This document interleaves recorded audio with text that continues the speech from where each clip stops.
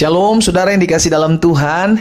Puji Tuhan, hari ini kembali lagi saya menyapa setiap umat Tuhan dimanapun Bapak Ibu Saudara berada melalui program Bible and Coffee. Saudara yang dikasih dalam Tuhan, melalui program ini kita akan sama-sama merenungkan firman Tuhan. Karena kita percaya langit dan bumi akan lenyap, tetapi firman Tuhan tinggal tetap. Dengan kata lain, apa yang keluar dari mulutnya Allah itu yang pasti akan digenapi dalam hidup saudara dan saya. Itu sebabnya kenapa Tuhan berfirman buat setiap kita bahwa apa yang keluar dari mulutku tidak akan pernah kembali kepadaku dengan sia-sia, melainkan akan mengerjakan apa yang kukehendaki dan berhasil dalam apa yang kuperintahkan. Jadi ada kebanggaan buat setiap kita ketika kita akan merenungkan firman Tuhan. Kita dikuatkan, yang lemah diteguhkan imannya, yang bimbang mulai hari-hari ini tetap terus percaya bahwa firman Tuhan pasti digenapi dalam hidupnya. Itu sebabnya melalui program ini saya kembali mengajak setiap kita, umat Tuhan, ayo sama-sama kita kembali merenungkan firman Tuhan.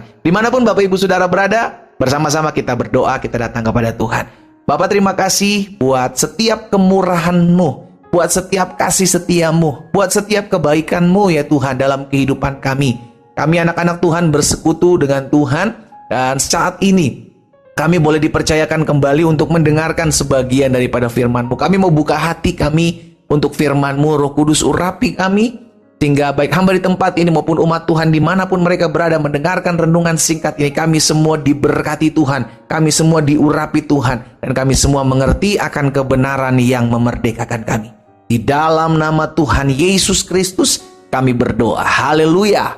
Amin, amin. Puji Tuhan. Nah, saudara yang dikasih dalam Tuhan, satu kali Yesus berkata, dan kita bersyukur saudara, kita bersyukur karena Tuhan Yesus jauh-jauh hari, ribuan tahun yang lalu, Tuhan Yesus disampaikan buat murid-murid, juga buat kita yang ada di zaman akhir ini. Di dalam Matius 7 ayat 15 sampai dengan 17. Saudara perhatikan, Yesus bilang begini, waspadalah terhadap nabi-nabi palsu. Iya kan? Nabi-nabi palsu yang datang kepada saudara dan saya dengan menyamar seperti domba, tetapi sesungguhnya mereka adalah serigala buas. Saudara dikasih dalam Tuhan, sebelum kita masuk di ayat 16 dan ayat 17, Yesus ingatin kita nih, buat zaman sekarang nih, kita yang hidup di zaman akhir, hati-hati dengan nabi-nabi palsu. Kenapa nabi palsu? Karena Yesus bilang, dia menyamar. Aslinya dia bukan domba, aslinya dia serigala yang buas, tapi dia nyamar dengan jubah domba, sehingga kita tidak tahu. Tetapi kita bersyukur karena Yesus kasih tahu ciri-cirinya, Yesus kasih tahu bagaimana bisa membedakannya. Di ayat selanjutnya, ayat 16 dan 17. Dari buahnya lah, dari sikap perbuatannya, perilakunya lah, kamu akan mengenal mereka. Dapatkah orang memetik buah anggur dari semak duri? Atau buah ara dari rumput duri? Demikianlah setiap pohon yang baik menghasilkan buah yang baik, sedang pohon yang tidak baik menghasilkan buah yang tidak baik. Jadi kita bersyukur karena Yesus sudah kasih tahu kita. Kita bisa membedakan, saudara dikasih dalam Tuhan. Mungkin saudara bilang, tapi pendeta, gimana ya kita bisa tahu mana yang benar, mana yang gak benar? Ini yang selalu saya kasih tahu, saudara dikasih dalam Tuhan, bahwa bagus-bagusnya, serapih-rapihnya, sehebat-hebatnya orang bikin tas KW, baju KW ya kan, tas branded yang KW-nya gitu kan, mau itu KW super, mau itu KW 1, KW 2, sudah dikasih dalam Tuhan, tetap kelihatan bedanya kalau kita sudah tahu mana yang asli, mana yang palsu. Itu sebabnya kita diberikan Roh Kudus untuk bisa mengetahui. Tetapi ketika kita diingatkan oleh Tuhan Yesus melalui firman-Nya hari ini, dari buahnya lah, apa dikatakan? Kamu akan mengenal mereka. Apa sih maksudnya buahnya, Pak? Buah adalah sesuatu yang bisa kita lihat. Ada pohon berbuah kita bisa lihat.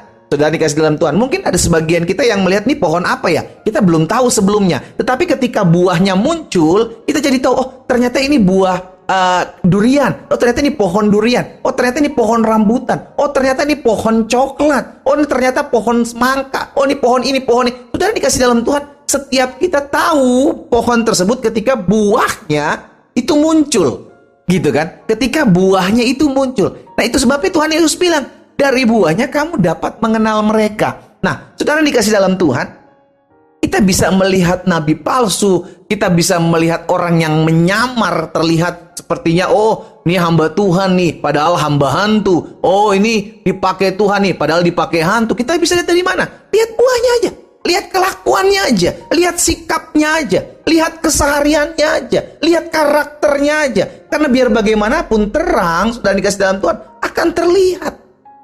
Akan terlihat kesehariannya, akan terlihat seperti apa. Karena saya percaya tidak ada sesuatu yang di muka bumi ini yang tersembunyi yang tidak akan dibukakan.